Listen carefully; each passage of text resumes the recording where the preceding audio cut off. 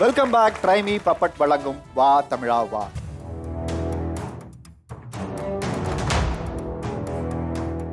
First visiting card அடிச்ச அனுபவம் ஒன்று இருக்குல்ல.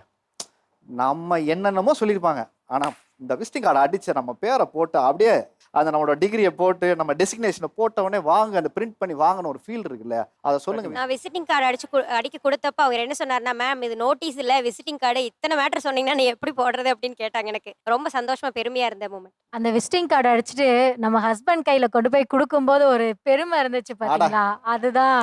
இந்தாங்க விசிட்டிங் கார்டு புடிங்க அப்படின்னா. ஆமா, அந்த விசிட்டிங் கார்டு அடிக்கும் போது அது கையில எடுத்து பார்க்கும்போது நம்ம ஜெயிச்சிட்டோம் மாறா அப்படிங்கிற ஒரு ஃபீல் வரும் பாருங்க. வேற லெவல் அது. நான் ஃபர்ஸ்ட் விசிட்டிங் கார்டு அடிச்சது சார் நானே டிசைன் பண்ணேன். என் போட்டோலாம்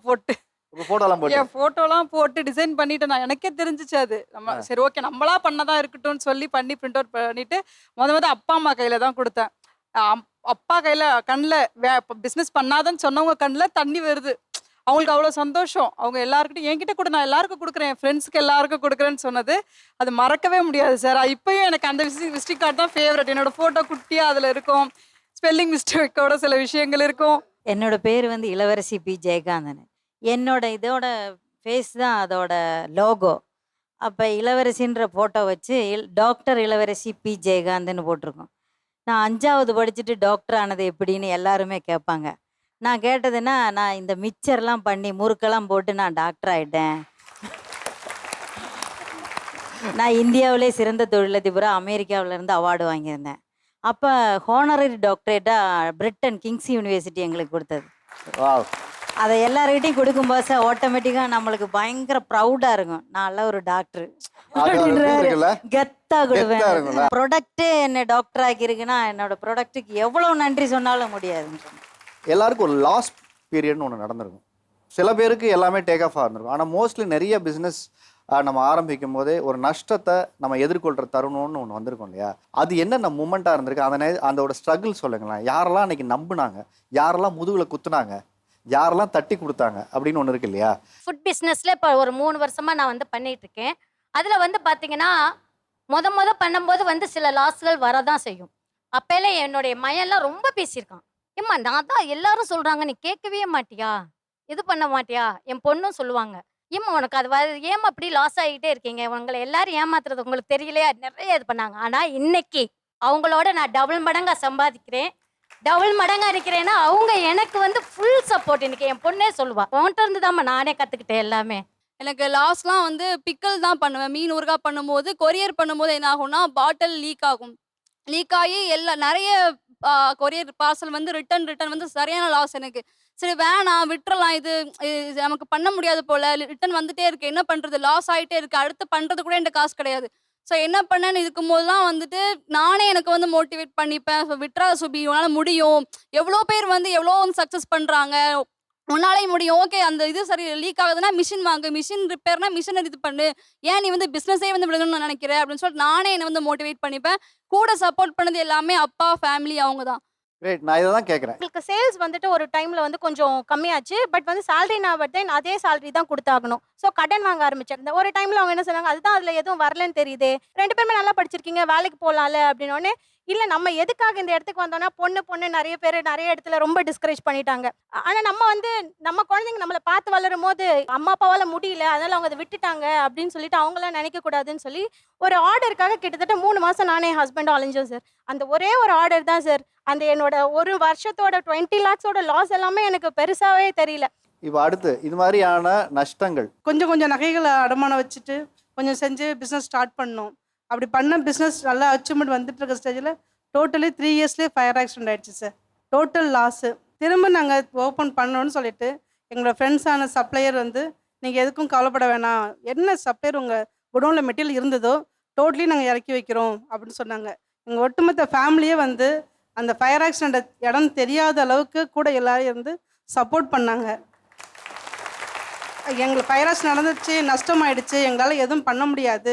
ஏன்னா ஃபஸ்ட்டு ஜென்ரேஷன் என்னோடய ஃபேமிலி. ஒரு பெண்ணாக நான் ஒரு பிஸ்னஸ் பண்ணுறேன், அதுவும் எலக்ட்ரிக்கல் ஃபீல்டில் நான் வரேங்கிறது யாராலையுமே ஏற்றுக்க முடியல. அப்படி ஏற்றுக்கிட்டு சப்போர்ட் பண்ணலான்னு அவங்க நினைக்கிற ஸ்டேஜில் ஃபயர் ஆக்சிடென்ட் நடக்குது. இதையும் தாண்டி நாங்கள் வெளியில் வரணும் அப்படின்னு சொல்லி நாங்கள் ஃபேமிலியோட உட்காந்து நாங்கள் டிஸ்கஷன் பண்ணி ஆரம்பித்த ஸ்டேஜில் எல்லாரும் என்னோட ஸ்டாஃபும் சப்போர்ட் பண்ணாங்க.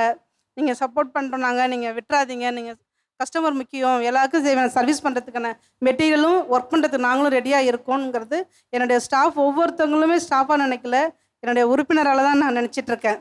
ஒன்லி நம்பிக்கையும் அந்த கான்ஃபிடென்ட் எனக்கு கொடுத்த சப்போர்ட்டும் மட்டும்தான் எங்களுக்கு இந்தளவுக்கு வந்துச்சு. உங்கள் மனசில் நிறைய நாள் வச்சுருப்பீங்க, இதை நான் சொல்கிறேன் அவங்களுக்கு டிப்புங்க, இதை ஏற்றுக்கவே மாட்டேங்கிறாங்க, இது பண்ணால் இன்னும் பெட்டராக இருக்குங்க, ஆனால் எனக்கு பிஸ்னஸ் அவங்க விமனாக மாறிட்டதுனால எனக்கு தெரியாதுன்னே நினச்சிக்கிறாங்க, நாங்கள் சொல்கிறத கூட சில நேரத்தில் அவங்க ஏற்றுக்க மாட்டேங்கிறாங்க, காது கொடுக்க மாட்டேங்கிறாங்க, நான் நம்மளது தான் சொல்கிறோம்.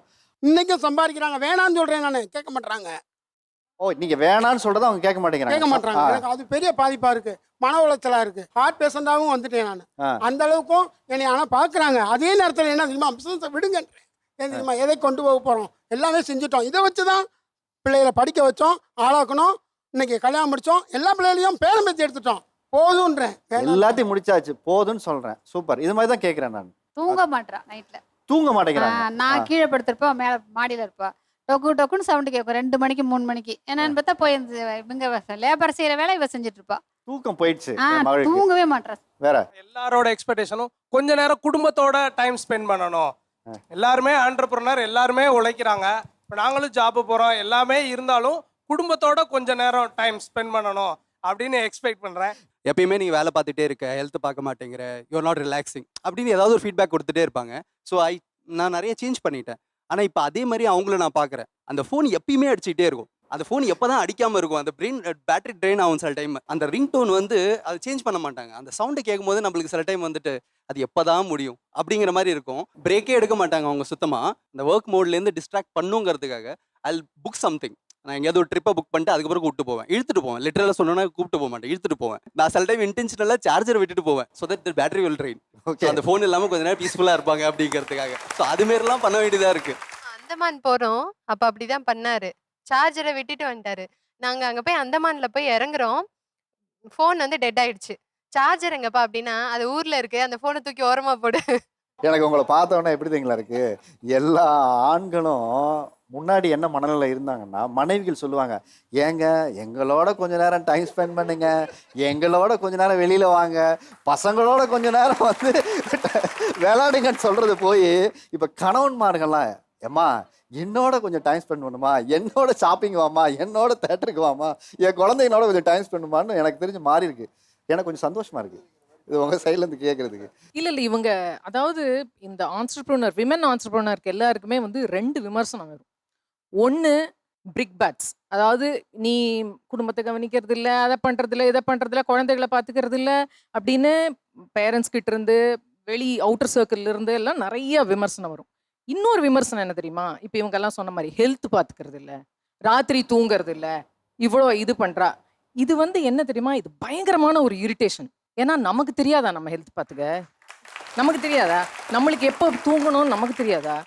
அண்ட் இன்னொன்று, இந்த மாதிரி அன்புங்கிறதே ஒரு பெரிய வன்முறைன்னு நினைக்கிறேன் நான், மிகப்பெரிய வன்முறை அது. ஏன்னா இப்போ நீங்கள் வந்து சரி ஓகே நீங்கள் சொல்கிற மாதிரி நான் வந்து அந்த நிமிஷத்தில் படுத்து தூங்கிட்டேன் அப்படின்னா என் மண்டைக்குள்ள உளைச்சல் ஓடிக்கிட்டே இருக்கும், அதை பண்ணலையேன்னு. அப்போ நான் தூங்கவே மாட்டேன். அது சரியா இல்லை, நான் வந்து அந்த வேலையை முடிச்சுட்டு எனக்கு வேணுங்கிற தூக்கத்தை நான் பார்த்துப்பேன். அப்படி ஒன்றும் நம்ம குழந்தைங்க கிடையாது. இப்போ எப்படி இவங்ககிட்டலாம் வந்து ஏங்க இதை பண்ணாதீங்க, ஏங்க இதை பண்ணாதீங்கன்னா கட்டுப்பிடிக்கிறாங்கல்ல, என் உடம்ப எனக்கு பார்த்துக்க தெரியாத, நீ என்ன பேசுறேன்னு. அதே மாதிரி தான் இதுவும். நம்மளுக்கு வந்து நம்ம இது வந்து ஒரு மிகப்பெரிய வன்முறைன்னு நான் நினைக்கிறேன். ஹெல்த் பார்த்துக்கோங்கிறது வந்து தூங்குறதே இல்லை இவங்க அப்படின்னு சொல்றது வந்து ஒரு பெரிய வன்முறை தான். ஏன்னா எங்களுக்கு தெரியும், all women entrepreneurs know how to take care of our health. ஏன்னா நாங்கள் ஹெல்த்தை பார்த்துக்கிட்டாதான் நாங்கள் எங்கள் பிஸ்னஸை பார்த்துக்க முடியும். இந்த ஆணாதிக்க சமுதாயத்திலேருந்து பெண் விடுதலையை கேட்டு பெற்றோன்னு சொல்லிட்டு இவங்கெல்லாம் விடுதலையை கொடுத்ததா நினச்சிட்டு உட்காந்துருக்காங்க. ஆனால் உள்ளுக்குள்ள ரகசிய ஆணாதிக்கம் சொல்லுவாங்க. இப்போ வந்து உள்ளுக்குள்ள இருக்கு. ஏங்க விடுதலை கொடுக்கறதுன்னு சொல்றதே ஆணாதிக்கம் தானங்க. யாருங்க அவங்க கொடுக்கறதுக்கு?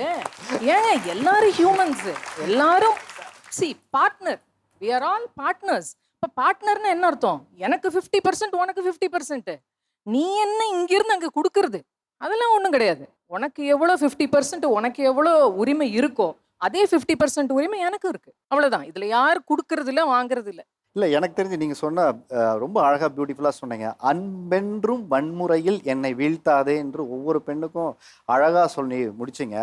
உங்களுக்கும் ஒரு ஃபஸ்ட்டு இந்த பதிப்பகத்துக்களை வந்து, ஏன்னா நிறைய தொழில் இருந்தால் கூட இதை எடுத்துக்கிற ஒரு ஆர்வமும் அண்டு இதில் ஒரு ப்ராஃபிட் மேக்கிங் பிஸ்னஸ் கிடையாது. இப்போ பதிப்பகம்ங்கிறது வந்து இப்போ மனசு சார்ந்து வேலை செய்கிறது. நாம் அடுத்த தலைமுறைக்கு என்ன கடத்தணும், எதை பதிவு பண்ணிட்டு போகணுங்கிற ஒரு ரெஸ்பான்சிபிலிட்டியான ஒரு வேலை.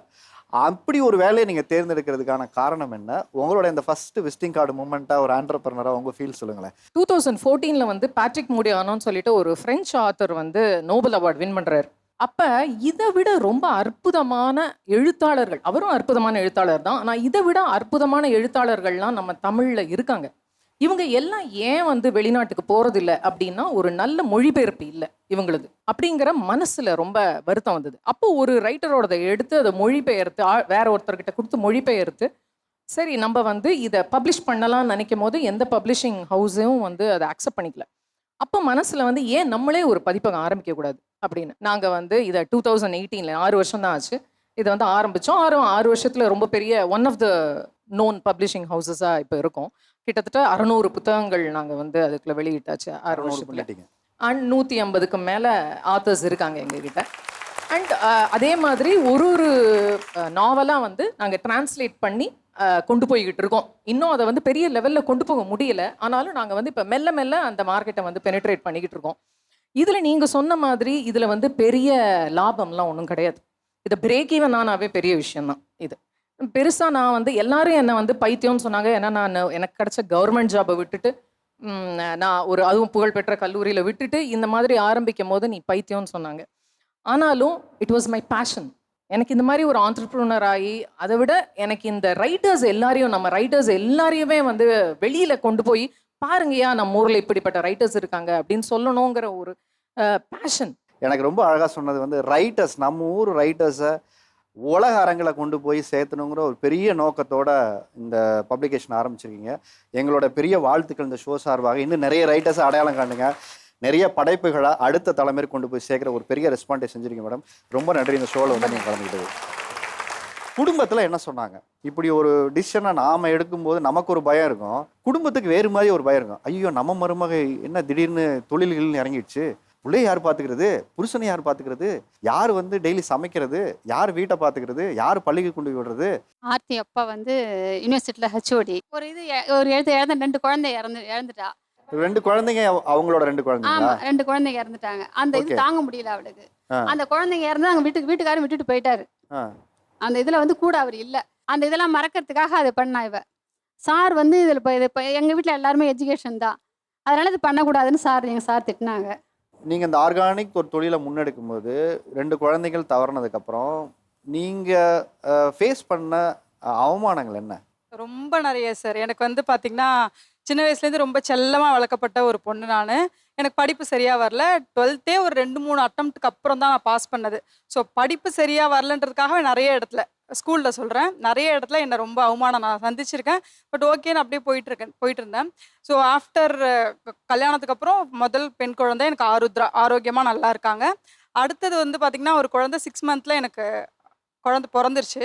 அதுக்கப்புறம் அந்த குழந்தை நல்லால இறந்துட்டாங்க. அதுக்கப்புறம் தான் இந்த ட்வின் வந்து ப்ரெக்னெண்ட்டாக இருக்கும்போது அவ்வளோ ஹாப்பியாக இருந்தேன். ஃபோட்டோ ஷூட் பண்ணேன், என்னென்னலாம் இப்போ ட்ரெண்டிங்கில் பண்ணுவோமோ எல்லாத்தையும் பண்ணேன். பண்ணதுக்கப்புறம் ஒரு 8 month குழந்தை டெலிவரிக்கு பெயின் வந்துருச்சு. ஹாஸ்பிட்டலுக்கு போயாச்சு. போகும்போது அவ்வளோ ஒரு பெயின். இருந்தாலும் நமக்கு போகும்போது கூட நான் வந்து கூகுளில் பார்த்துட்டே போகிறேன், சீக்கிரம் குழந்தை பிறந்தா என்னென்ன பண்ணணும், ஸோ பயம் இல்லை அப்படின்னு சொல்லி என்னையே நானே மோட்டிவேட் பண்ணிக்கிட்டு நான் போகிறேன். டெலிவரியும் ஆயிடுச்சு. சூப்பரான ஒரு ஆண் குழந்தை, பெண் குழந்தை. இந்த பக்கம் ஒன்று இந்த பக்கம் ஒன்று வச்சு காமிச்சாங்க. ரொம்ப அழகாக இருந்தாங்க. அவங்க என்னை விட்டு ஒரு 15 days போயிடுவாங்கன்றது யாருமே எக்ஸ்பெக்ட் பண்ணலை. நெக்ஸ்ட் டேலேருந்து பார்த்தீங்கன்னா தாய்ப்பால் கொட்டுது. அந்த ஹாஸ்பிட்டல் இருக்க குழந்தைங்களுக்குலாம் நான் கொடுக்குறேன். எங்கள் அப்பா வந்து அந்த பாலை எடுத்து நான் பம்ப் பண்ணி கையில் கொடுத்தோடனே அப்பாக்கெல்லாம் எப்படி திங்க் பண்ணுவாங்க, யாராவது கண்ணு பட்டுரும். எங்கள் அப்பா மாத்திரை கவருக்குள்ளே வச்சு எடுத்துகிட்டு போவாங்க.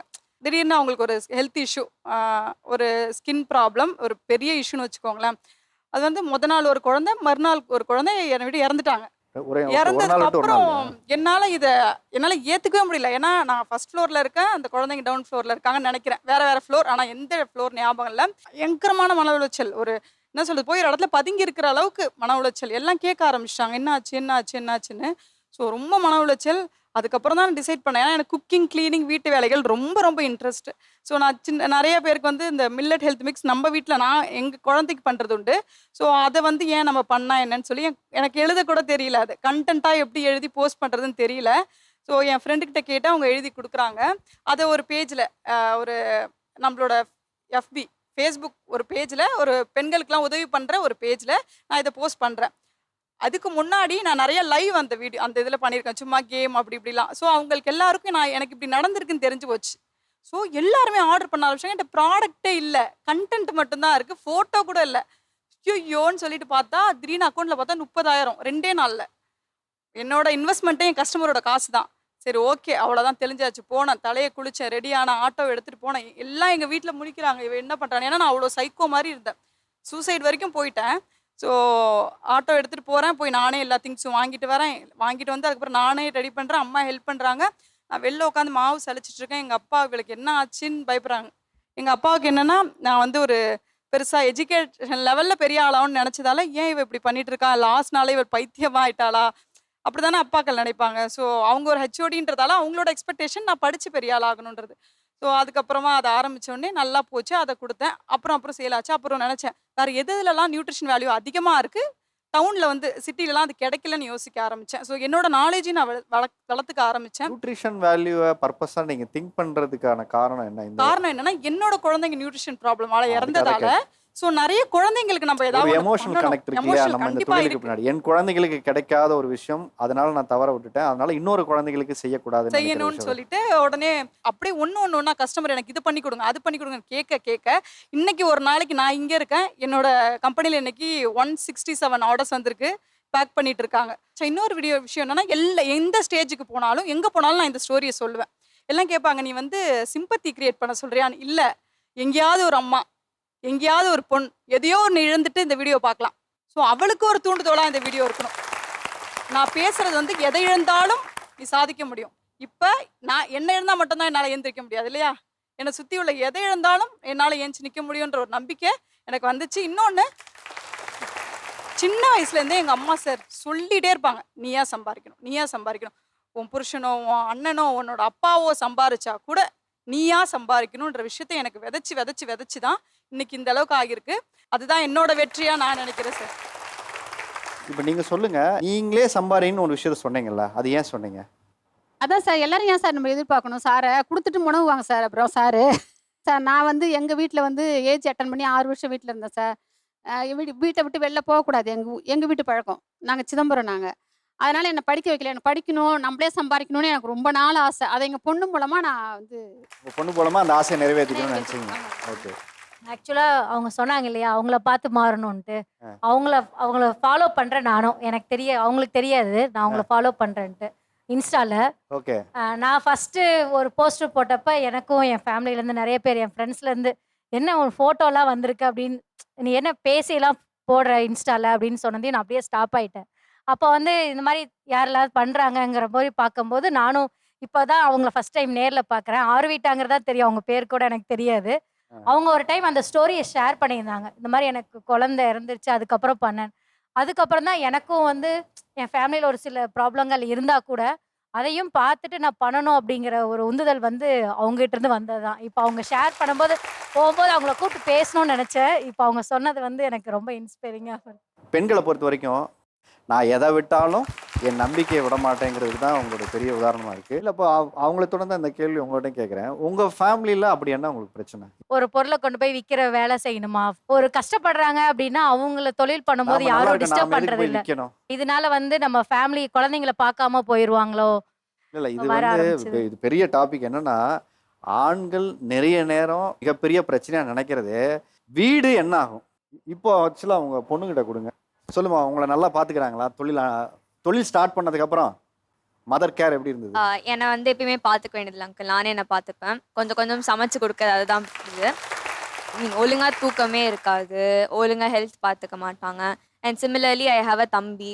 அவங்களுக்கு வந்து ஃபோன் பேசிட்டு இல்லை ஏதாச்சும் பார்த்துட்டு அவங்களுக்கு டைமே இருக்காது தம்பி கூட விளாட இல்லை பண்ண. தனியாகவே அவன் பாட்டுக்கு இருக்கான். எனக்கு எப்பயாச்சும் நான் போய் அம்மா கிட்ட பேசுவேன், இல்லை ஏதாச்சும் சொல்லுவேன், கேட்பேன், ஏதாச்சும் கேட்பேன் அம்மா கிட்ட வந்து இது எங்கே இருக்குது அப்படின்னு கேட்பேன். அவங்களுக்கு காதுலேயே விழுகாது. நான் 10 நிமிஷம் அம்மா கிட்ட, அம்மா என்ன அவன் திருப்பி திருப்பி கூப்பிட்டாதான் அவங்களுக்கு காதல் டேமேஜ். அவங்ககிட்ட கொடுங்க. இன்னைக்கு இவ்வளோ தூரம் நீங்கள் வளர்ந்து இன்னைக்கு கோடிக்கணக்கில் நம்ம ஒரு தொழிலை வந்து முன்னேற்றம் பண்ணி கொண்டு வந்து வச்சுட்டோம் இல்லையா? என்ன இதனால் இழந்திருக்கீங்க? உங்களோட இழப்புன்னு இப்போ நம்ம பணமாக நிறைய சம்பாரிச்சிட்டு இழந்ததுன்னு ஏதாவது இருக்கான்னு கேட்குறேன். என்னை பொறுத்தளவுக்கு இழந்ததா எதுவும் இல்லை. ஒன்றாவது நான் இது பிஸ்னஸ் பண்ண ஆரம்பித்ததுலேருந்து என் பிள்ளைங்க வந்து என்னை பார்த்து மோட்டிவேட் ஆகி பிஸ்னஸ்காரங்களை ஆக ஆரம்பிச்சிட்டாங்க. ஒன்று. ரெண்டாவது காரணம் வந்து நாங்கள் வந்து பெரிய அளவில் காசுக்காரங்களோ அப்படியெல்லாம் இல்லை. ரொம்ப 1 by 1 ஒன்றா சம்பாரித்து அதுக்கப்புறமேலுக்கு பிஸ்னஸ் டெவலப் பண்ணி எவ்வளோ ஹை லெவலில் போயிட்டு அதுக்கு மேலே கிரவுண்ட் ஒர்த்தில் எல்லாம் திருடு போய் ஒரு 83 லட்ச ரூபா திருடு போச்சு என்னோடது. அதுக்கப்புறமேலுக்கு என்னால் உடம்பெல்லாம் முடியாமல் போய் சாப்பாடெல்லாம் அவர் தான் ஊட்டி விடணும், எனக்கு என்னை குளிப்பாட்டி விடணும். அந்த ஒரு சுச்சுவேஷன் வந்துருச்சு. நான் தான் பிஸ்னஸ் பண்ண ஆரம்பித்தேன். அவர் விவசாய குடும்பம். நான் வந்து எங்கள் அப்பா பரம்பரையாக முறுக்கு வியாபாரி. அதனால நானும் முறுக்கு வியாபாரம் ஆரம்பித்தேன். எனக்கு அப்பயும் ஒரு 55 ஸ்டாஃபுக்கு மேலே இருந்துச்சு 2010. அப்பயும் வீடு வசதி எல்லாமே இருந்துச்சு. அப்படி இருக்கும்போது திடீர்னு எல்லாம் போன பிறகும் எல்லா வீடுமே ஜப்தி ஆகி போயிடுச்சு. அதுக்கப்புறமேலுக்கு என்னோட எல்லாத்தையுமே இவங்க பார்த்துக்கிட்டாங்க. சார், இப்போ உங்கள்கிட்ட தான் நான் கேட்கணும். தடாலடியாக ஒரு முடிவெடுத்து நமக்கு வந்து கொஞ்சம் ஒரு பயம் வரும்ல, அந்த மாதிரியான முடிவெடுக்கிற ஸ்டைல்லாம் எப்படி இருக்கும் உங்களுக்கு? பயத்தை கொடுக்குமா, இல்லை கான்ஃபிடென்ட்டாக இல்லை இவங்க பண்ணால் சரியாக இருக்கும்னு தோணுமா? நான் விவசாயத்து குடும்பத்துலேருந்தே வந்தோம். எங்களுக்கு பைசா ஒன்று சீரோ பேலன்ஸ்லேருந்தே ஆரம்பித்தோம். நல்லா டெவலப் ஆகி 2010 வரைக்கும் நல்ல ஒரு சூப்பர் மார்க்கெட்டுக்கு சப்ளை பண்ணி எல்லா இது பண்ணிக்கிருந்தோம். 2010 போயிட்டு நான் ஒரு நல்ல லெவல் ஆன பின்னாடி ஒரு கார் வாங்கலாம், ஒரு ஓமினி வாங்கியிருந்தோம், சப்ளை பண்ணிக்கிருந்தோம். அப்புறம் ஒரு கார் வாங்கலாம், இனோவா கார், நமக்கு வெளியே போகிறதுக்கு ஒரு கார் வாங்கிக்கலாம், சப்ளைக்கு இது வாங்கிக்கலாமுன்னுக்காண்டி ஒரு கார் வாங்குறதுக்கு அட்வான்ஸ் கொடுக்க போகிறோம். அதுக்கிடையில் மத்தியானம் ஒரு 3 மணி டயத்தில் நேரம் வந்து ஒரு ஃபோன் பண்ணுது, எங்கே போயிட்டீங்கன்றது. நாங்கள் இந்தமாரி ஒரு கார் வாங்குறதுக்காண்டி அட்வான்ஸ் கொடுக்க போகிறோம், இனோவா காருக்கு வாங்க போகிறோம், நீங்கள் வாங்கம்மான்றான். இல்லை நீங்கள் வாங்க, உடனே வாங்க, சூப்பர் மார்க்கெட்டுக்கு வாங்கன்றாங்க. இந்த சூப்பர் மார்க்கெட்டை நான் வாங்கிட்டேன், அட்வான்ஸ் 10 லட்ச ரூபா கொடுக்கணும், அந்த காசை கொண்டு வாங்கன்றாங்க. கார் வாங்க போனால் சூப்பர் மார்க்கெட்டை வாங்கிட்டேன் வாங்க. அவர் வந்து ஒரு வீடு 2 வீடு வாங்கிட்டான். ஒரு கார் ஒமினி கார் இருந்துச்சு. அப்போ அவர் சொன்னார், நான் எனக்கு இனோவா கார் வாங்கணும்னு ஆசைன்னு அவர் சொன்னார். அப்போ நான் சொன்னேன், பேசாமே இருந்துக்கிருவேன், எது சொன்னாலும் கேட்டுக்குவேன். அப்புறமேலுக்கு நம்மளுக்கு வந்து பிஸ்னஸ் தான் எப்பயுமே கை கொடுக்குன்றதுனால நான் இவர் சொல்லிக்கிட்டே இருந்தாலும் என் மைண்டு ஃபுல்லாக பெரிய ஒரு சூப்பர் மார்க்கெட் வாங்கணுன்ற ஒரு ஐடியாவே இருந்துச்சு. இவர் பேசிக்கிட்டே இருக்க, அட்வான்ஸ் கொடுக்கறதுக்கு முன்னாடி நான் போய் சூப்பர் மார்க்கெட் அட்வான்ஸ் கொடுத்துட்டு வந்துட்டேன். வண்டி வாங்குறதுக்கு முன்னாடி ஒரு சடனாக முடிவு எடுப்பேன். அதுக்கு அவர்கிட்ட அவர் இஷ்டப்படி இப்போ கொண்டு போகிற மாதிரியே கொண்டு போய் கரெக்டாக எங்களில் கோர்த்து விட்டுருவோம். அவர் இஷ்டப்படி நடக்கிற மாதிரி தான் குடும்பம் நடக்கும். நம்ம நினைச்சதை தான் அங்கே நடக்கும். சரி, உங்க இன்னவா கனவு நிறைவேறிச்சா இல்லையா? இன்ன வரைக்கும் நிறைவேறல. இன்னவா கனவு இன்ன வரைக்கும் நிறைவேறல. இல்லை, அவர் வந்து இப்படி யோசிப்பார், நான் அதை ஏதாச்சும் ஒரு இடம் வாங்குவோம், இன்னாட்டி ஒரு பெரிய கடை வாங்குவோம். இப்போ நம்ம ஒரு தமிழ்நாட்டில் ஒரு இடம் வாங்கினா அதை நம்ம ஹெச்பி ஹிந்துஸ்தான் பெட்ரோலியத்துக்கு ரெண்ட் அவுட் பண்ணிட்டேன்.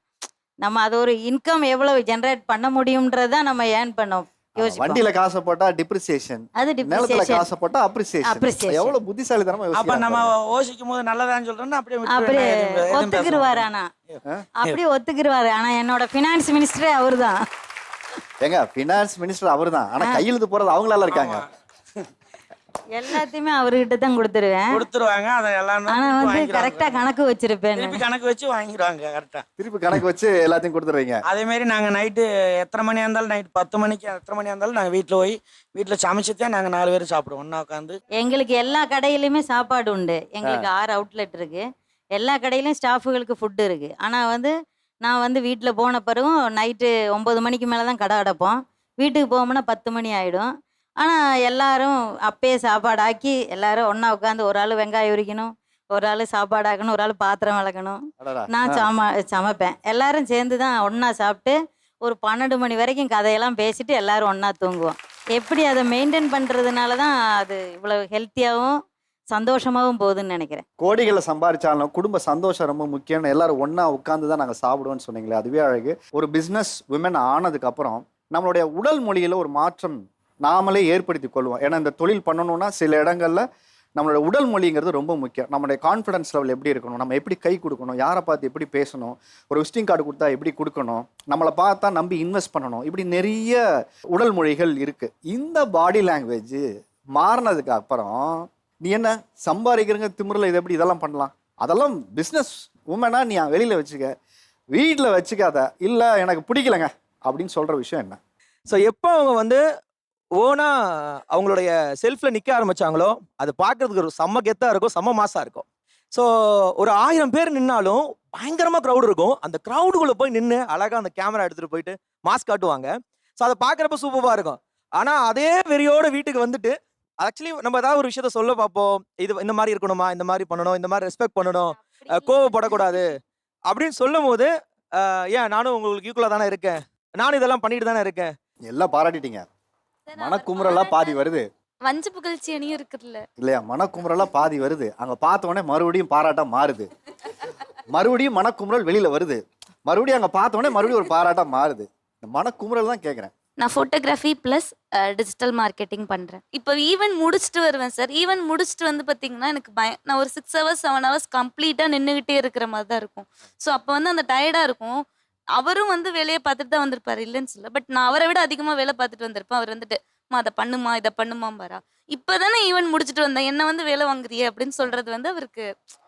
சொல்லுங்க, நான் மறைச்சிக்கிறேன் அவங்கள. இல்லை சார், அது வந்து சம்டைம்ஸ்க்கு நமக்கு கொஞ்சம் கோவம் வரதான் சார் செய்யும். சில டைம் வந்து பாத்தீங்கன்னா நம்ம யதார்த்தத்தை பேசணுங்கிறதுக்காக சொல்றேன். வீட்டுக்கு வரும்போது எனக்கு இந்த சங்கடங்கள் இருக்கு, இது கொஞ்சம் எரிச்சலா இருக்கும், இந்த மாதிரி பண்ணுவாங்க அப்படிங்கறதான் கேட்கறேன். ஸோ நம்ம ஆசையா சில விஷயங்கள் நம்ம பண்ணுவோம். அப்போ வந்து டக்குன்னு அவங்க சில கோவமா பேசும்போது நமக்கு அது கொஞ்சம் கஷ்டமா இருக்கும். ஆக்சுவலாக அவங்களும் அதே மாதிரி பிஸ்னஸில் கொஞ்சம் பிஸியாக இருப்பாங்க. ஸோ அவங்க இனிஷியலாக பிஸ்னஸ் ஸ்டார்ட் பண்ணும்போது ஷி கன்சல்ட். ஸோ இனிஷியலாக ஐடியாஸ் கேட்பாங்க. ஸோ இப்போ எப்படி ஆயிட்டாங்கன்னா பிஸ்னஸில் க்ரோ ஆயிட்டாங்க. She got that maturity and idea. So she will do all those எல்லாமே அனலைஸ் பண்ணிப்பாங்க. நம்மள்ட்ட கேட்கும் போது கேட்பாங்க. நம்ம ஒரு ஏதாவது நெகட்டிவ் சொன்னோன்னு வச்சுங்களேன், ஒன்ட்ட கேட்டதுக்கு கேட்காமலே இருக்கலாம் அப்படிங்கிற ஒரு எக்ஸ்பிரஷன் வரும். அப்புறம் ஏன்டி கேட்ட அப்படிங்கிற மாதிரி நம்மளுக்கு ஒரு ஃபீல் வரும். So it's 2 way. ஸோ நம்ம பதில் சொல்லனாலும் மாட்டிப்போம், சொன்னாலும் மாட்டிப்போம் அப்படிங்கிற ஒரு சுச்சுவேஷன். ஸோ அவர் வந்து டெக்னிக்கலி பார்த்தீங்கன்னா ரொம்ப ரொம்ப ஸ்ட்ராங்கு. ஸோ எந்த டெக்னாலஜி அந்த நான் சின்னதாக இந்த ஃபோனில் ஏதாவது பிரச்சனைனா கூட அவர்கிட்ட தான் கொண்டு போய் கொடுப்பேன், எனக்கு தெரிலப்பா பார்த்து சொல்லுங்க. ஆனால் பிஸ்னஸை பொறுத்த வரைக்கும் அந்த மைண்ட் செட்டே டிஃப்ரெண்ட்டு. ஸோ அவங்களுக்கு இருக்கிறது வந்துட்டு எம்ப்ளாயி மைண்ட் செட். ஸோ ஒரு ஸ்டேஜில் வந்துட்டு நம்ம வளர்ந்து வரப்போ நிறைய பிஸ்னஸ் பீப்புள் நம்ம கூட ஃப்ரெண்ட்ஸ் ஆவாங்க, அந்த கனெக்ட் அதிபர்கள்லாம் நம்ம சந்திக்க வேண்டியது இருக்கு. ஸோ அந்த மாதிரி பார்க்குறப்போ நிறைய இடத்துல வந்துட்டு அவங்களோட அக்கறை தான் தெரியும். சரி இது பண்ணால் தப்பாயிடும் அப்படின்ற வந்து ஒரு அக்கறை தான் தெரியும். ஆனால் ஒரு பிஸ்னஸ் விமனா ஒரு பிஸ்னஸாக நம்ம பார்க்குறப்போ சில இடத்துல நம்ம ரிஸ்க் எடுத்து தான் ஆகணும். அப்படின்றப்போ நம்ம ஒரு ஐடியா சொல்லுவோம், அதுக்கு என்ன மாதிரி ரெஸ்பான்ஸ்னா ஓகேம்மா சூப்பர் பண்ணு அப்படின்ற மாதிரி ஒரு ரெஸ்பான்ஸ் எதிர்பார்த்து வந்து கேட்போம். இதுவா இப்படி பண்ணால் இப்படி ஆயிட்டா என்ன பண்ணுவேன், அதை பண்ணால் என்ன ஆயிட்டா என்ன பண்ணுவேன் அப்படின்னு சொல்லி கேட்குறப்போ உங்ககிட்ட கேட்காமே இருந்திருக்கலாம்.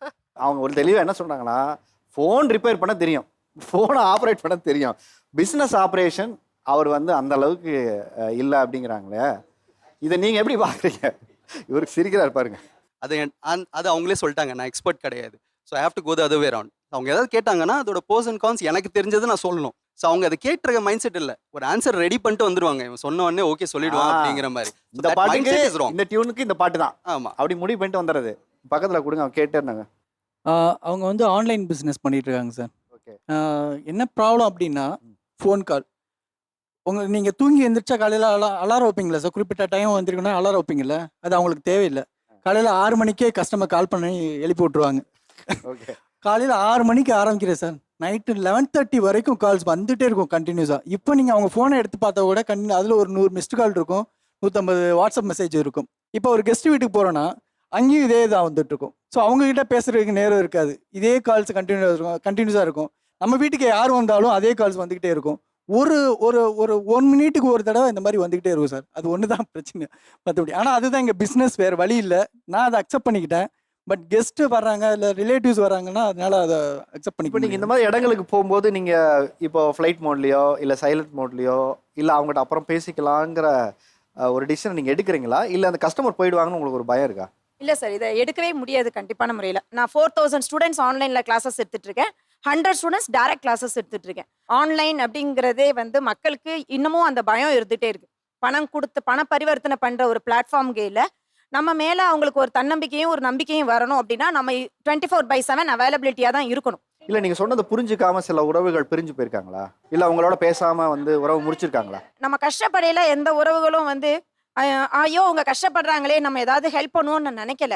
இப்ப நம்ம ஒரு உயரத்துக்கு வரையில நம்ம ஏதோ ஒரு முயற்சி எடுக்கையில இதனால நம்மளை வந்து குறை சொன்னாலும் அது நமக்கு வந்து பெருசா பாதிக்காது. பிகாஸ் இவங்க கஸ்டமர்ஸ் தான் என்னுடைய பிசினஸ், அவங்க தான் என்னுடைய கடவுள் இல்லையா? அப்படி அவங்க இருக்கேன். தான் உங்க சொந்தக்காரங்களா கேட்டீங்க, அவங்க தான் கஸ்டமரே கடவுள் அப்படின்ட்டீங்க ஒரே வார்த்தையில. இப்போ எனக்கு இன்னொரு கேள்வி என்ன இருக்குன்னா, இந்த கஸ்டமரை ஏன் டிசிப்ளினா ஒரு டைம்க்குள்ள நீங்க வைக்க முடியல? Sir, இப்போ அது 6 மணிக்கெல்லாம் ஃபோன் பண்ணி உங்களுக்கு அலாரம் வைக்கிறதும் இல்லாம அவருக்கு சேர்ந்து அலாரம் அடிச்சு நான் வந்து ஃபீல் ஆல் பண்ணுறேன். ஓவர் த வேர்ல்டுல எடுக்கிறேன். ஒவ்வொருத்தவங்களுடைய டைம் ஜோன் இருக்கும். அப்போ அவங்களோட டைம் பார்க்காம நான் தான் அவைலபிளா இருந்தா அவங்களுக்கு ஆன்சர் பண்ணணும். அப்பதான் நான் சம்பாதிக்க முடியும் இல்லையா? கரெக்டாக தாங்க சொல்கிறாங்க. இந்தியாவில் மட்டும் நான் வந்து இந்த வேலையை செய்யலை, வெளிநாடு இருக்கிற அந்த டைம் லைன் மாறும்போது அதுக்கு தகுந்த மாதிரி நான் வேலை செய்கிறேங்கிறாங்க. சார் இது வந்து குழந்தைங்க கிட்டயே நாங்கள் வந்து எக்ஸ்பிளைன் பண்ணுறோம் சார். என்னோட குழந்தை வந்து 3 வயசு ஆகுது. அவங்க வந்து என் வீட்டில் வேற யாராவது வந்திருக்காங்க, எனக்கு ஃபோன் வந்துருச்சுன்னு அம்மா ஃபோன் பேசுகிறாங்க அப்படின்ற லெவலுக்கு அவங்களுக்கு நாங்கள் ட்ரைனிங் கொடுத்துருக்கோம். அப்படின்னா இதோட இம்பார்ட்டன்ஸ் வந்து ஃபேமிலியில் இருக்கிறோம். நீங்கள் சொல்கிறது எப்படி இருக்கு, என் குழந்தை கூட புரியுது, எங்கள் வீட்டுக்காரங்களுக்கெல்லாம் புரிய மாட்டேங்குதுன்னு சேர்த்து சொல்கிற மாதிரி இருக்கு. எனக்கு புரியுது. ஆனால் ரிலேட்டிவ்ஸ் வீட்டுக்கு போனாலும் அவங்க என்ன என்னைய பார்க்க வந்துட்டு என்னடா இவங்க ஃபோனாக பேசிட்டு இருக்காங்களே அப்படின்னு யோசிப்பாங்க. சரி, இது நான் ஒரே ஒரு ஒன் வேர்டாக நீங்கள் சொல்லணும்னா, இது உங்களுக்கு ஆனந்த கண்ணீராக இருக்கா, கொஞ்சம் கஷ்டம்? பெருமையாக தான் சார் இருக்கு. பெருமையாக தான் ரிலேட்டிவ்ஸ் முன்னாடி என் ஒய்ஃபுக்கு இவ்வளோ கால்ஸ் வருது, யூஎஸ்லேருந்து கால் வருது, யூகேலேருந்து கால் வருதுன்னா எனக்கு பெருமையாக தானே சார். அப்படி சொல்ல வந்து சுவிஸ்லேருந்து இப்போ தாங்க பேசிட்டு வராங்க, இப்போ ஒரு கிளைண்டோட மீட்டிங் முடிச்சுட்டு வந்தாங்க அப்படிங்கிறது. எனக்கு இந்த விஷயத்தில் உடன்பாடு இல்லை சார். உடன்பாடு இல்லை? இல்லை. வியாபாரம் தொழில்ங்கிறது ஒரு குறிப்பிட்ட கால அளவோடு இருக்கணும். இன்னைக்கு வந்து அனில் அம்பானிலிருந்து முகேஷ் அம்பானி வரைக்கும் நிறைய கோடிக்கணக்கான சம்பாதிக்கக்கூடிய அதே மாதிரி பெண்கள்லையும் அந்த மாதிரி இருக்காங்க. அவங்க 24/7 கிடையாது. நம்ம வியாபாரங்கிறது ஒரு ப்ரீத்திங் டைம். 9 to 10னா 9 to 7னா 7ஓட முடிச்சுக்கணும். அந்த மாதிரி இப்போ இவங்க சொன்ன மாதிரி ஃபாரின்லேருந்து என் வீட்லேயும் ஒய்ஃபுக்கு வந்து ஸ்ரீலங்காவிலேருந்து மேக்கப் புக்கிங்காக இருக்குது, சிங்கப்பூர்லேருந்து பேசுவாங்க, ஆஸ்திரேலியாலேருந்து பேசுவாங்க, எல்லாம் இருக்கும். அது அப்படி இருந்தால் வீக்கில் 1 டைம் மட்டும் 1 days மட்டும் அவங்களுக்கு டைம் கொடுத்து அந்த நேரத்தில் பேசிக்கணும் மொழிய. இவங்க காலையில் எந்திரிச்சோன்னு கண் முழிக்கிறதே வாட்ஸ்அப்பில் எந்திரிச்சோன்னா ஒரு எமோஷனலாக காலையில் நான் வந்து சொல்லுவேன், மார்னிங் வந்து குழந்தைங்க ஸ்கூலுக்கு போகிற வரைக்கும் ஃபோனை கையில் வச்சிடணும். குழந்தைகளுக்கு தாட்டி விட்டு அப்புறம் 9 மணிக்கு மேலே நீங்கள் ஈவினிங் 7 மணி வரைக்கும் எவ்வளோ வேணாலும் பண்ணிக்கலாம். ஆனால் அந்த டைம் கீப் அப்புங்கிறது வந்து வியாபாரத்தில் அப்போ தான் நாம் ஒரு ஃப்ரீனஸ்ஸாக இருக்க முடியும். சார் அதுக்கு அவர் ஒன்று சொல்லுவாருங்க சார். திருப்பதி கோயில் இருக்குது பார்த்தீங்களா, திருப்பதி கோயிலில் வந்து டைமுக்கு தான் ஓப்பன் பண்ணுவாங்க, அப்போ தான் கூட்டம் இருந்தால் தான் உள்ளே விடுவாங்க. ஜரிகண்டின்னு வந்து அவர் கூட்டமாக அனுப்பிச்சாதான் வந்து இன்ட்ரெஸ்டிங்காக இருக்கும் அப்படின்னு சொல்லிட்டு சொல்லுவாருங்க. எனக்கு இப்போ தான் கஸ்டமரே வர ஆரம்பிச்சிருக்கிறாங்க. நான் எப்போ திருப்பதி கோயில் ஆகுறது, அது ஆனதுக்கப்புறம் நான் டைம் கீப் அப் பண்ணிக்கிறேன். இப்போ ஓரளவுக்கு அந்த அளவுக்கு வந்துட்டாங்க. இப்போ எங்களோட டைம் முதல்ல கூட்டம் வரணும்ல. இப்போ வந்து 10 to 7:30 இப்போ பிரிச்சுட்டாங்க. அது வந்து பார்லர் அந்த டைமிங்கு. ஆனால் ஃபோன் கால்ஸ் வர்றது ஒன்றும் பண்ண முடியாது இல்லைங்க சார். ஆனால் என்ன சார், எனக்கு உடன்பாடு இல்லை இதில். இப்போவும் என்ன சொல்கிறேன்னா, எதையுமே மறைத்து வைக்கும்போது தான் அதுக்கு ஆர்வம் அதிகமாக இருக்குது. இந்த டைமில் தான் இவங்ககிட்ட பேச முடியும்னு சொன்னால் அப்போ அவங்க வெயிட் பண்ணி பேசும்போது அவங்க போயிடுவாங்கன்னு சொல்கிறாங்க. இல்லை சார், இல்லை அதுக்கு வாய்ப்பு இல்லை. நம்மளுடைய தொழில் நம்ம கையில் திறமையும் அது சரியாகவும் இருந்தால் அதில் நம்ம பயப்பட வேண்டிய அவசியமே இல்லை. நான் அவங்கள ஒரு கேள்வி கேட்குறேன். கோயிலில் போய் சாமிக்கிட்ட என்ன வேண்டுறோம்? வாழ்க்கையில் முன்னுக்கு வரணும், எனக்கு நல்ல தொழில் பண்ணணும், எனக்கு வருமானத்தை கொடுங்க. வருமானம் வாட்ஸ்அப்பில் வர்ற மெசேஜில் தான் வருது. நீங்கள் என்னென்னா காலையில் எந்திரிக்கும் போதே ஒரு சில முறைகள், அதாவது காலையில் எந்திரிச்சோம் எல்லாத்தையும் சமைச்சு எல்லாத்தையும் அனுப்பிச்சி விட்டுட்டு அதுக்கப்புறம் பிஸ்னஸ்ங்கிறது வந்து ஒரு பெட்டரான லைஃபாக இருக்கும். அப்போ நாம் காலையில் செய்ய வேண்டிய என்னுடைய பணியாக இருக்கட்டும் இல்லை குழந்தைகளுடைய பணியாக இருக்கட்டும் அது நடக்காது அப்படிங்கிறத என்னுடைய ஃபீல். நான் தொடர்ச்சியாக சொல்லுவேன். ஒரு 2 நாளைக்கு செய்வாங்க, 3 நாள் எப்போ போல் ஆகிக்குவாங்க. அப்புறம் நானும் சரி அதுக்கு மேலே ஒன்றும் பேச முடியாதுன்னு விட்டுருவோம் சார். இப்போ நான் உங்களை கேட்குறேன், வீட்டு வேலைகளை பார்க்க வேண்டிய சூழல் இருக்குது. நிறைய பேர் இந்த ஒரு குற்றச்சாட்டு இப்போ இங்கே உட்காந்துருக்கவங்ககிட்ட மட்டும் இல்லை, எனக்கு தெரிஞ்சு இந்த டிவி பார்த்துட்டு இருக்கிற நிறைய பேருக்கும் இந்த குற்றச்சாட்டு இருக்குது. குழந்தைகளை யாருங்க பார்த்துக்கிறது, ஏன் நீங்கள் பார்த்துக்கூடாதான்னு கேட்குறேன். இப்போ குழந்தைகளை காலையில் ரெடி பண்ணால் குளிச்சு விடலாம், ட்ரெஸ் பண்ணி விடலாம், இந்த ஒர்க்கெல்லாம் பண்ணிடலாம். காலையில் அந்த குழந்தைய ஸ்கூலுக்கு போகிற போது அவங்களுக்கு தேவையான உணவுகள் செய்கிறது வந்து அவங்க செஞ்சால் தான். இல்லை நீங்கள் நல்லா சமைப்பீங்களாமே? நான் சமைக்க பழக்கமே இல்லை சார். காஃபி கூட போட தெரியாது. அதான் பிரச்சனை. நாங்கள் எங்கள் குழந்தை உள்பட நாங்கள் எல்லாம் விரும்பி இவங்க கையில் சாப்பிடணும், இவங்க சமைச்சது சாப்பிடணும், கையில் விடல சமைச்சது சாப்பிடணும்னு நினைப்போம். அதுக்கு எங்களுக்கு எப்போ சொல்லலாம் கிடைக்கும். ஒரு எமோஷ்னலாக சொல்லுவாங்க எதை சொன்னாலுமே. சண்டை போட மாட்டாங்க, எதுவும் கேட்க மாட்டாங்க. அம்மா உங்க கையால் ஊட்டி விட்டா சுகமா இருக்குமா அப்படின்பா என் பையன். அந்த அரிசி பருப்பு சோறு பிரச்சனை பெரிய பிரச்சனையா இருக்குங்க. எப்ப பார்த்தாலும் அதுனா கொஞ்சம் கையால safe. ஊட்டி விட சொல்லுவார் அவங்கள. ஊட்டி விட சொல்ல மாட்டாரு. அது மட்டும் கொஞ்சம் செஞ்சு கொடுத்துட்டு போவேன். நான் அவசர அவசரமா கிளம்பிட்டு இருப்பேங்க. அங்க பிரைட் வெயிட் பண்ணிட்டு இருப்பாங்க. அப்போ என்ன சொல்லுவார், கொஞ்சமா செஞ்சு கொடுத்துட்டு போன 1/2 மணி நேரம் வேலை தான் அது. ஆனா அது செய்யறதுக்கு நம்மளுக்கு அவ்வளோ அந்த அங்க வெயிட் பண்ணிட்டு இருப்பாங்களேன்னு ஒரு டென்ஷனா இருக்கும். சரி பரவாயில்ல, நான் கடையில் சாப்பிட்டுக்கிறோம் அப்படின்னு சொல்லிட்டு சொல்லிடுவாங்க. அரிசியும் பருப்பு கேட்குறதேங்க ஒரு ஈஸியாக செய்யக்கூடிய உணவு. நம்ம மனைவி கையில் சாப்பிடலாமேங்கிறதுனால தான். அதாவது காய்கறி, பொரியல், சாம்பார், ரசம் இப்படிலாம் இல்லை, டக்குன்னு ஒரு அரிசி பருப்பு செஞ்சு கொடுத்துட்டு போயிடலாமே அப்படிங்கிறது. ஏன்னா ஒரு தமிழ்நாட்டு உணவுகளில் ஒரு ஈஸியாகவும் எல்லாத்துக்கும் பிடிச்ச உணவாக சொல்லப்படுற உணவு. அதனால தான் அந்த உணவு கேட்குறதுங்க. அது அப்புறம் ஒரு சில நேரத்துக்கு பொண்ணை வச்சுக்கிட்டு கூட செஞ்சிருவோம். இருங்க, தமிழ்நாட்டுக்கு பிடிச்ச உணவு இந்த ஈஸியா செய்யறதையாவது நம்ம கத்துக்கலாம்ல. சரி கற்றுக்கோங்க. அந்த ஈஸியா செய்யறது கூட ஈஸியா செஞ்சு கொடுத்துட்டு போக சொல்றது மனைவி தான் நம்ம சொல்றோம். இன்னைக்கு சக்ஸஸ்ஃபுல்லான விமென்ஸ் இன்னைக்கு வந்து இந்த பக்கம் ஒரு தொழில் முனைவோராக உட்காந்துருக்காங்க. இந்த பக்கம் வந்து பார்த்தீங்கன்னா அவர்கள் குடும்பத்தார் உட்காந்துருக்காங்க. 2 பேருமே ரொம்ப அழகாக சிறப்பாக பார்ட்டிசிபேட் பண்ணி ரொம்ப சிறப்பாக பேசுனீங்க. மனசுலேருந்து நிறைய பேர் பேசினாங்க. ரொம்ப சந்தோஷமாக இருக்குது. அவங்களுக்கு வந்து இன்னைக்கு சிறப்பு பரிசு கொடுக்கும் நேரம் வந்துருச்சு. அந்த வகையில் ரொம்ப சிறப்பாக மனசுலேருந்து பேசின, லாஜிஸ்டிக் பண்ணாலும் நான் எல்லாத்தையும் லாஜிக்காக யோசிக்கிறாரு. என் ஒய்ஃபுக்கு நான் தாங்க எப்போவுமே பெரிய ஸ்ட்ரென்த்து, என் ஹஸ்பண்டு தாங்க எனக்கு பெரிய ஸ்ட்ரென்த்துன்னு சொல்கிற அவங்க ஹஸ்பண்ட் ஒய்ஃப் 2 பேருமே வாங்க.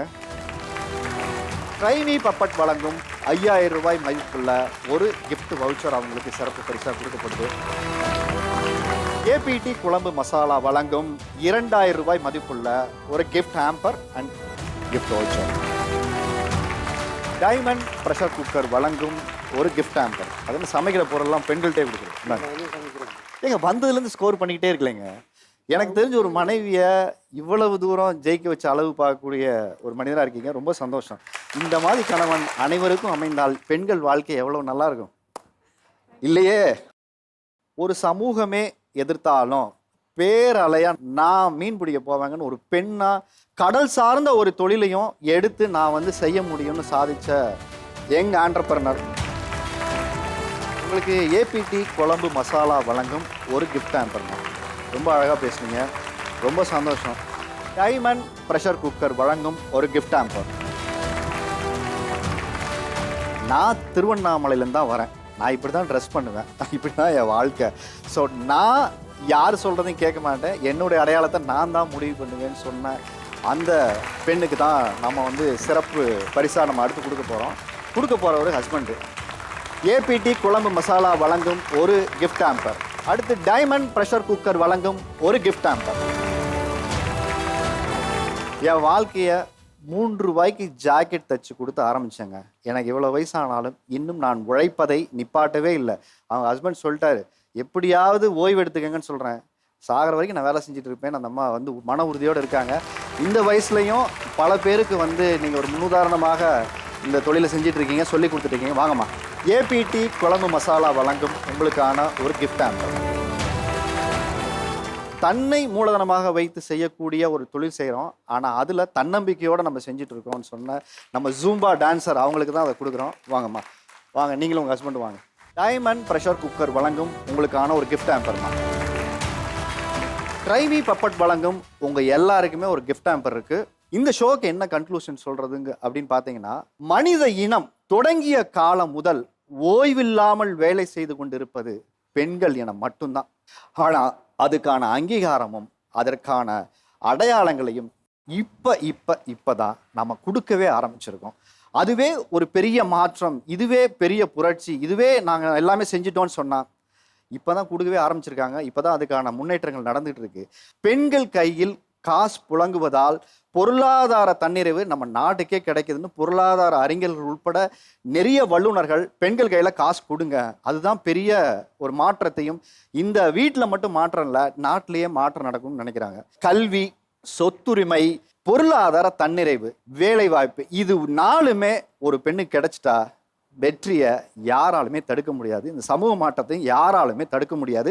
ஒரு நல்ல தலைப்பில் உங்களோட விவாதத்தில் பெரிய சந்தோஷம். வா தமிழா வா நிகழ்ச்சியில் மீண்டும் ஒரு நல்ல தலைப்பில் உங்களை சந்திக்கும் வரை விடைபெறுவது உங்கள் ஆர்யார்ஜுன்.